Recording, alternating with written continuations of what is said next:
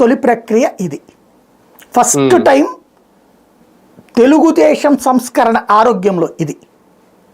విద్య వైద్యం ఈ రెండు సంస్కరణలు ఆద్యుడు రాజశేఖర రెడ్డి, ఆచరణలో అమలు చేసిన వాళ్ళు తర్వాత వీళ్ళంతా. బట్ ఆ ముద్రని చెరిపేసే ప్రయత్నంలో భాగంగా తీసుకొస్తున్నటువంటిది ఇది. చాలా పెద్ద సాహసం. ఇది సక్సెస్ అయితే బాబు అద్భుతమైనటువంటి టాలెంటెడ్. అదే నా డౌట్ సార్, ఎలా సక్సెస్ అవుతుంది అనేది. మనం సక్సెస్ అవ్వాలని కోరుకుందాం. ఆయన విజనరీకి అర్థమవుతుంది. ఫెయిల్ అయితే కొన్ని లక్షల జీవితాలు నాశనం అయిపోతాయి, కొన్ని కోట్ల మంది విలవిల్లాడతారు. మనం ఇక్కడ నాకు ఇందులో ఉన్న ఒకే ఒక అబ్జెక్షన్ ఏంటంటే రివర్స్ చేసుంటే బాగుండేది. అంటే వీళ్ళు ఏమంటున్నారు, 5 లక్షల వరకు ఏమో ఇన్సూరెన్స్, 25 లక్షల దాకా ఆరోగ్యశ్రీ ట్రస్ట్ అంటున్నారు.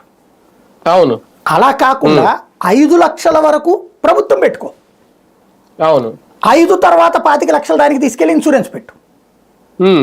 అది ఉండేది పరిమితం అండి. ప్రభుత్వ ఉద్యోగుల, జర్నలిస్టుల, లేకపోతే ఇట్లాంటి పెన్షన్దారులు వీళ్ళకే ఉంటుంది.